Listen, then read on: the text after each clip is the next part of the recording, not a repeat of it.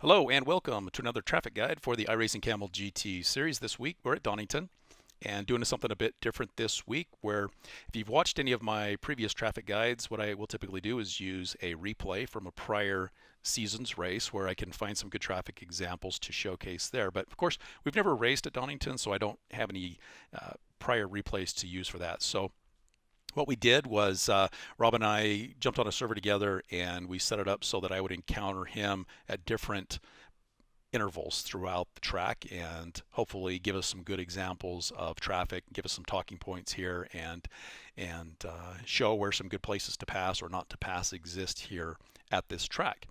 So with that said, I'm going to go ahead and jump into that. I think if this works out well, we'll try to continue to provide these types of examples and maybe improve or perfect the method that we use to do this. So anyway, here's the first example. Go ahead and play that.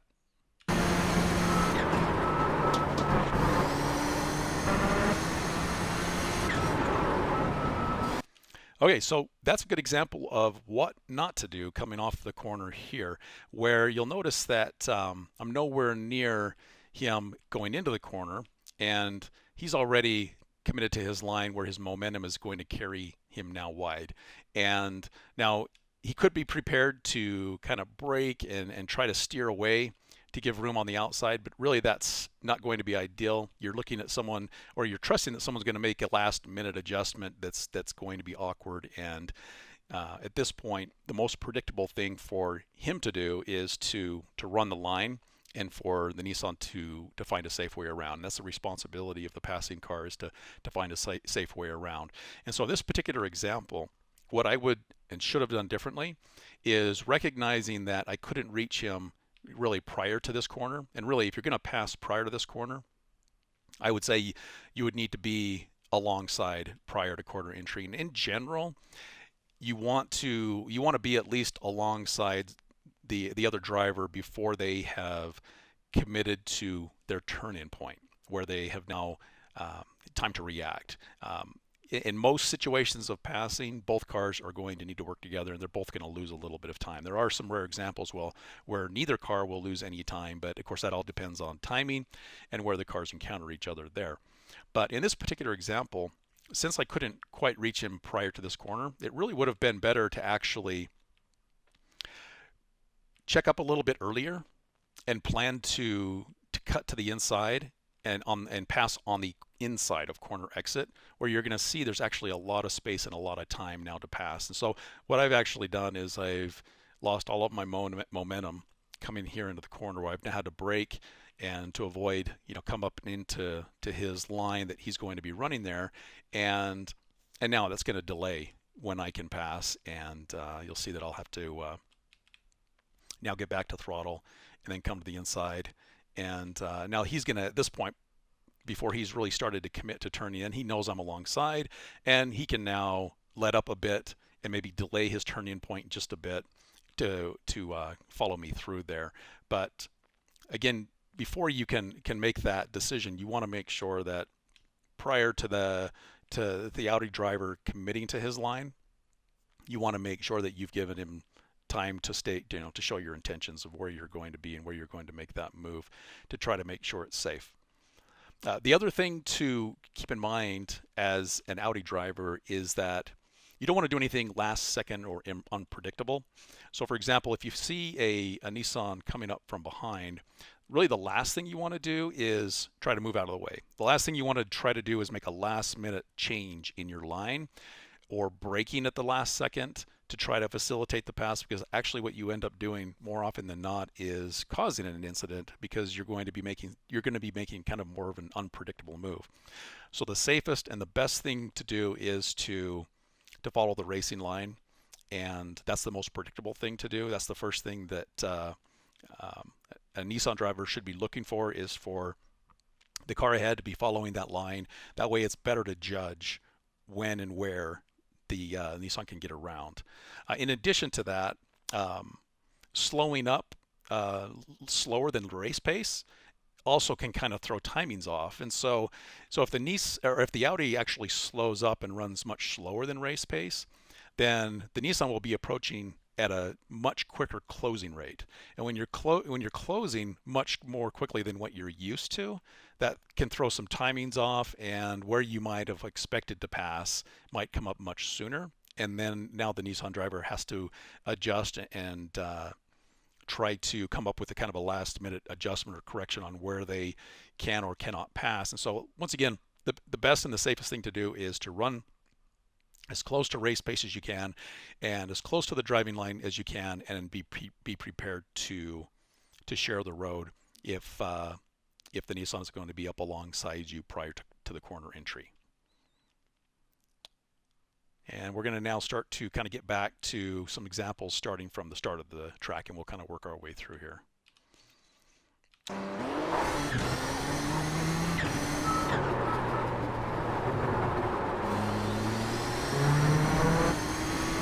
So what's nice about the track here at Donington actually is that it is pretty wide. There are a lot of places in the track where even through some of the corners, it's really quite wide enough to make a lot of room, a lot of space to pass.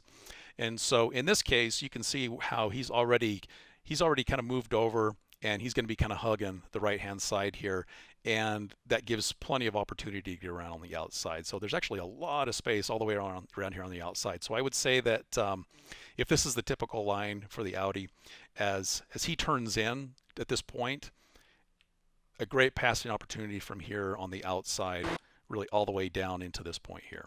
So let's go ahead and jump to the next one.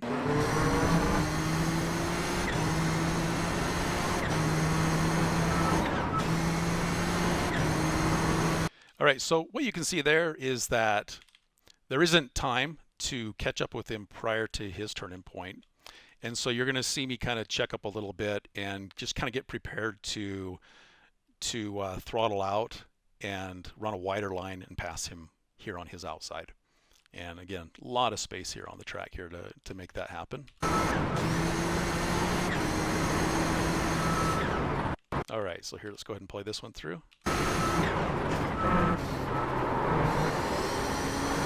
So I was actually slowing up a bit here. I ran this a little slower than I typically do.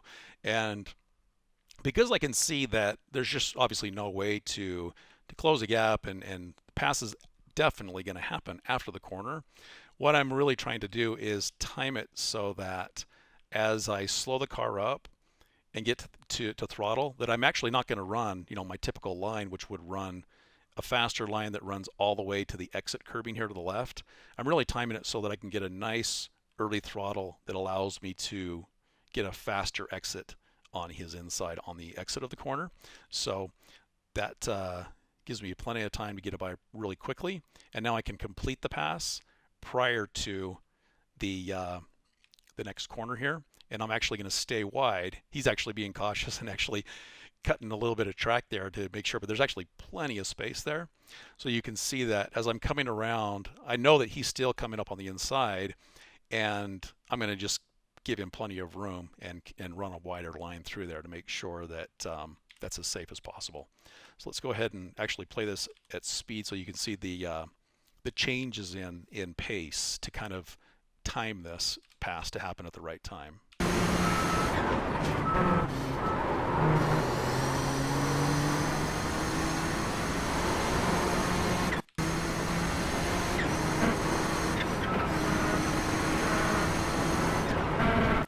Okay, so I hesitated a bit there because I wasn't sure if he was going to turn in a little sooner.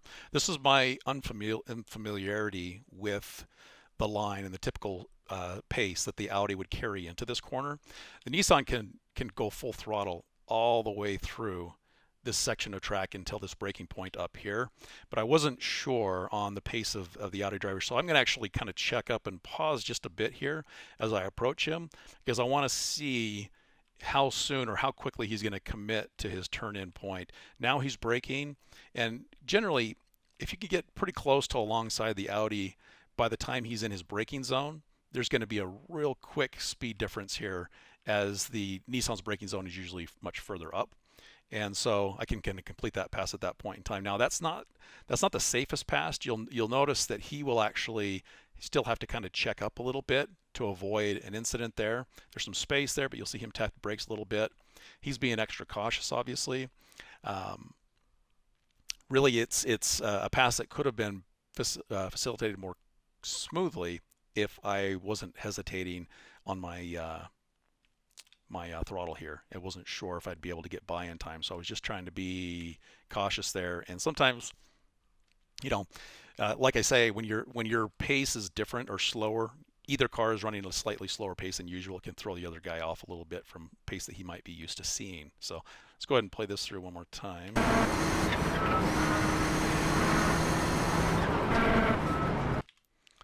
So kind of like the general rule that I explained earlier on, if you can be about alongside prior to when the other car has really committed to a steeper turn in, and this is a little bit more of a uh, not a real sharp corner, then it's generally pretty safe to do that. But that could have turned out pretty differently if the Audi turns in much sooner.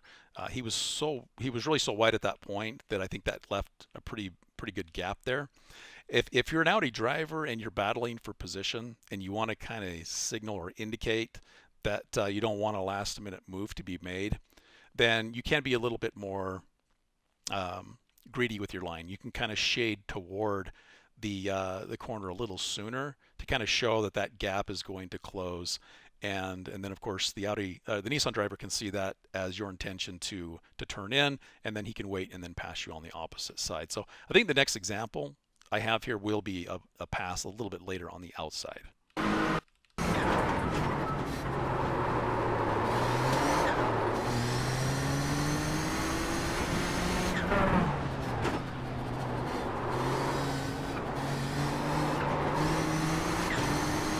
So you'll notice that I lost traction here. The reason for that was that I was trying to get a good run off the corner because I wanted to see if I could close prior to the next corner. So because of that, obviously I was too heavy on throttle, too eager to try to get the power down there. You'll see the car slide a little bit, and so that killed all my momentum. And so because of that, because I can't get a run on him, I just simply decided, well, it's going to be better to wait and pass after the next corner, so because I haven't really closed on him until that point. Now, if your intention is to pass after a corner, follow through on the outside. If I'm over here to the right side, and even if I'm planning to pass after the corner, you're going to send a signal to the car ahead that you may be diving to the inside. If you follow on the left, like I've done here, and wait and kind of follow through the corner, then that is another way of showing the driver ahead that you aren't going to dive to his inside, that you're going to kind of follow him through, and he's going to feel more comfortable running his pace. Because if the car ahead, if you're allowing him to run his pace into his apex, into the corner, then ultimately I think you're going to be slowed up less because he can run his pace, and then there's a little bit less uncertainty on what's going to happen there.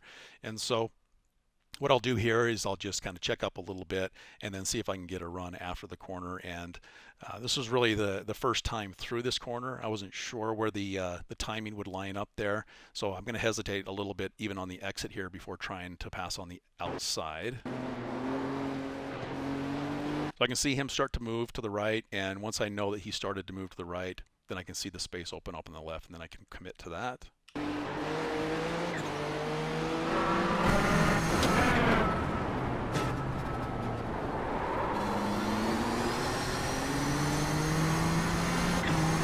All right, so there's making that pass stick there to the inside.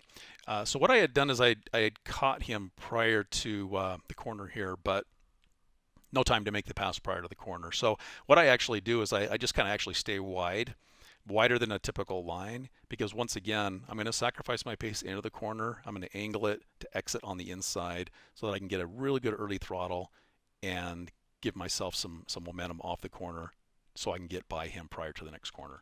So let's play that through one more time at speed.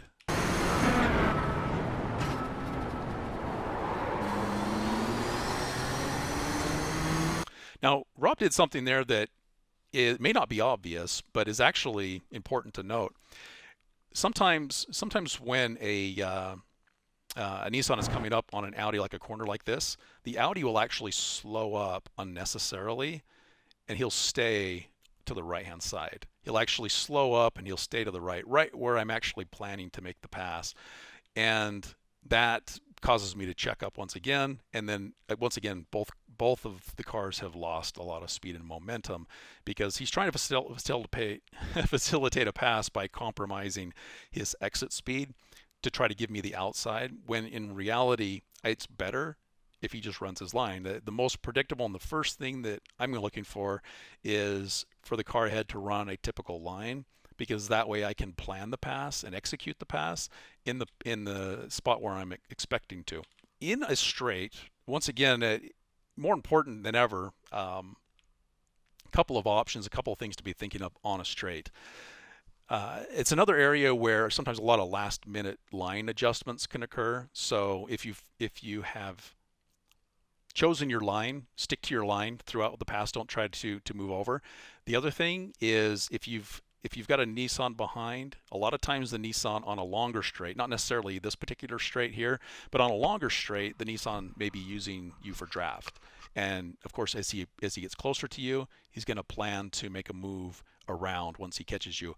But if the Nissan's behind you and he's using you for draft, don't take that as a signal to get out of the way. Don't take that as a signal that you need to make a last minute move or change, because when you move, that may be the exact point in time that the Nissan is preparing to move around you. So absolutely just stick to the line and let the Nissan find his way around. Now in this particular example, I think that, let's go ahead and play it first. I'll show some mistakes here.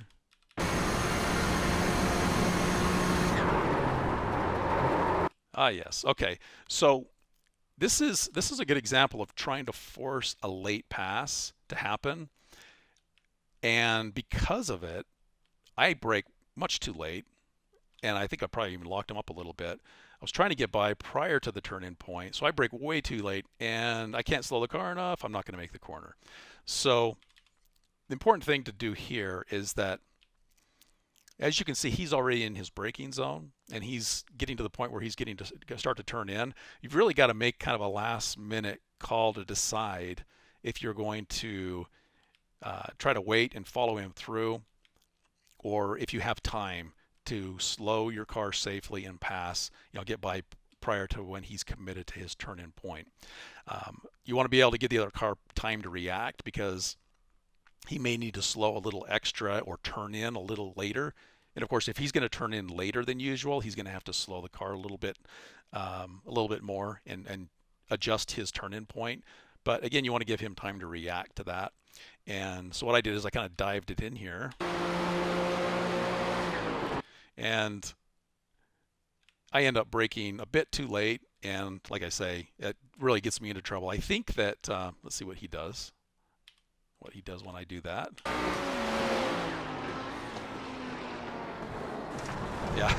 Yeah, I think he could have gotten through the corner just fine, but I totally threw him off. I think that when I went in too fast, he went in too fast, and it's just kind of funny how that happens. But anyway. Another example of where you might want to just, when in doubt, check up and follow through, and then pass after the corner, especially on a chicane.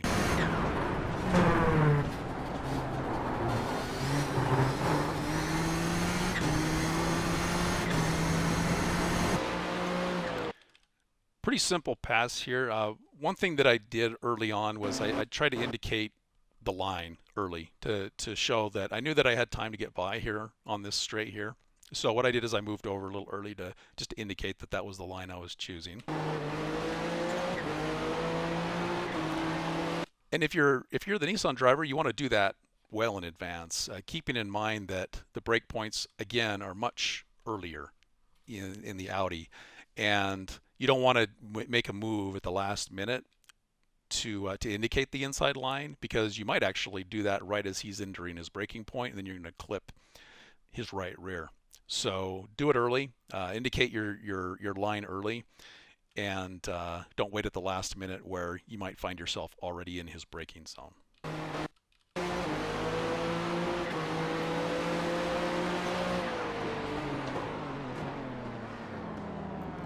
So this is maybe a corner where, as an Audi driver, you might find yourself coming around and off the corner quicker than the Nissan ahead of you. It can be frustrating because it feels like it's going to slow you up. But as an Audi driver, the first thing that would maybe be on your mind at this point is watching for him to spin right in front of you, because what he's going to do is he's going to try to get to the throttle early, and he's going to try to get off the corner quick to try to pull away from you. And he might do that a little bit more eager than usual, and be prepared for him to spin right in front of you here. So watch for that, because that's something that frequently happens, and be prepared for him to come off the corner slower. If he's getting off the corner slower than I am here, then you may be getting to the point where you actually have to kind of lift a little bit to avoid running right into him. The Nissan can be pretty slow off some of the corners here, so watch for that. So let's go ahead and play that at speed from his view.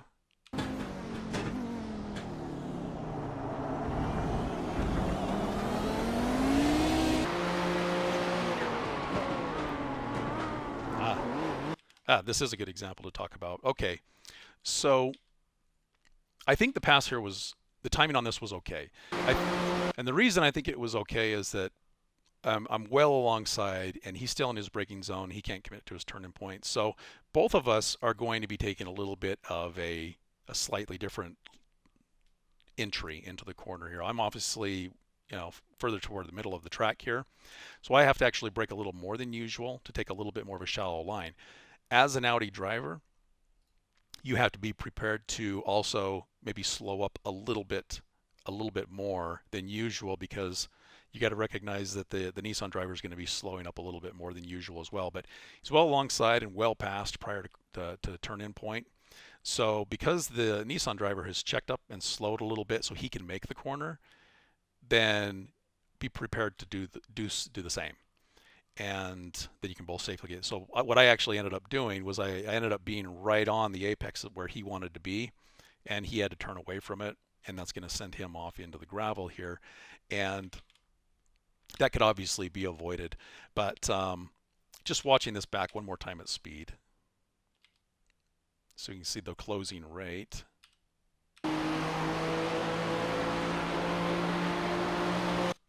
So I've indicated my line well in advance. I've moved to the inside. I'm past him in his braking zone. And again, I'm on the brakes and slowing up a little earlier. I get through the corner okay, but I sent Rob off into the gravel. And really, like I say, it's more often than not going to cost both drivers some time. It's going to cost me some time for less than an ideal line into the corner. And if I'm at his apex where he wants to be as he turns in, he's going to have to check up a little bit as well. So you can't expect that you're not going to lose any time. In most traffic situations, both cars have to be prepared to lose a little bit of time to facilitate a safe pass.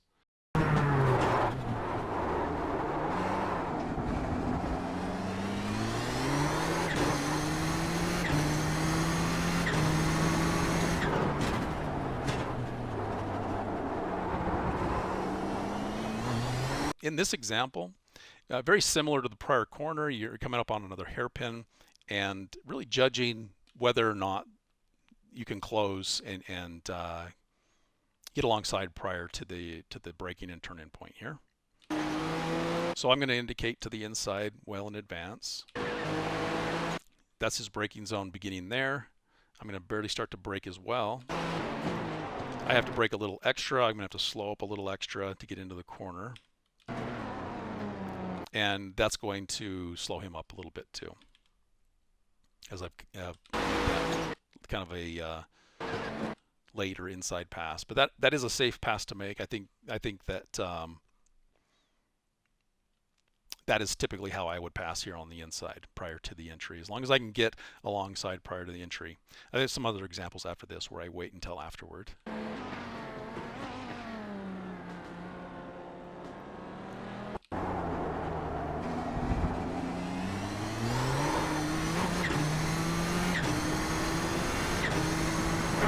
So unlike the prior example, I'm going to have no chance of closing the gap here. So what I do, like I say before, is I'm not going to indicate any kind of move to the inside. I'm going to just show that I'm going to wait and stay to the right here. Because even if I don't want to pass and I'm onto the inside, you're going to send a signal to the car ahead that you might be diving in at the last second, and he's going to slow up, and then you're both going to have to slow up. So try to show your intentions by taking a more typical line and following him through on the ideal line first.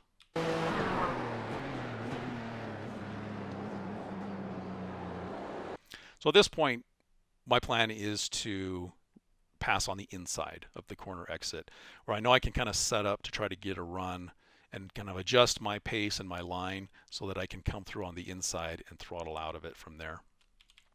Just play that at pace, actually.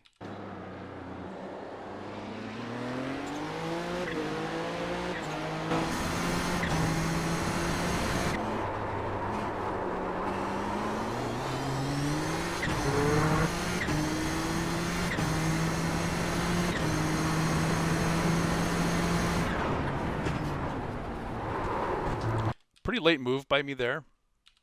I wanted to see if I could complete the pass. I actually thought this might be a good way to show a late dive move that would be problematic. He actually, I think, slowed up a little extra to make sure that I could get by to facilitate that. It was pretty late. I don't know that I would try the pass at that point. Haven't had enough experience on this track with traffic to know if this is a corner that the Audi is going to slow up that much for. He slowed up quite a bit, and I ended up getting by relatively quickly and easily, although I think what he was doing was being cautious of me diving in.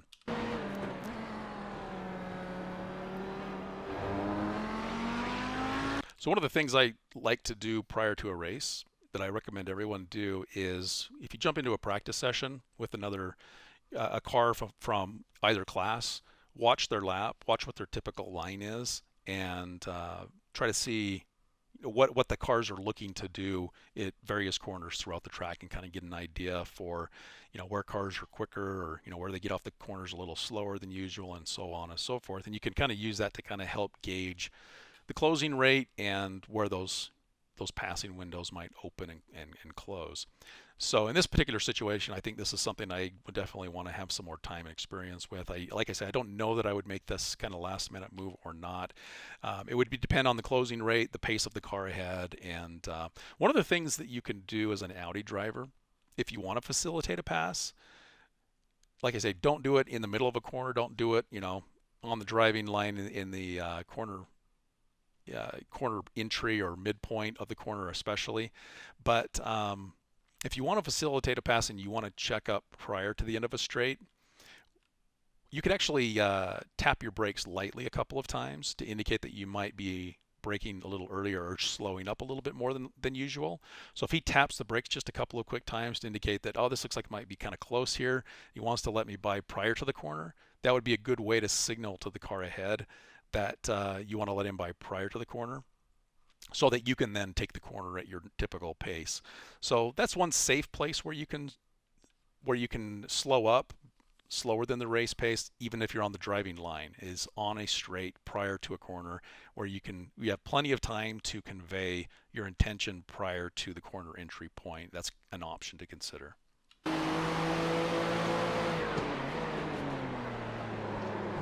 Like I said, at Donington, the track's actually quite wide here. It does leave a lot of room to do some passing in some places where it might seem difficult, just because the road is quite wide. So I think that'll definitely help quite a bit in some of these difficult situations where it's hard to gauge whether you can get by safely or not, and you can actually give each other quite a lot of room just because the road is so wide. All right. Oh no. I ran out of gas. So that was it. That was all for the examples there. I think that was a pretty good look at some different points along the track. I hope it's helpful prior to the race to be able to get a little bit of a look at what traffic might look like, rather than just jumping into a race without any traffic experience. It's good to kind of get an idea for what to look for. So hope you find it helpful, and I'll talk to you later.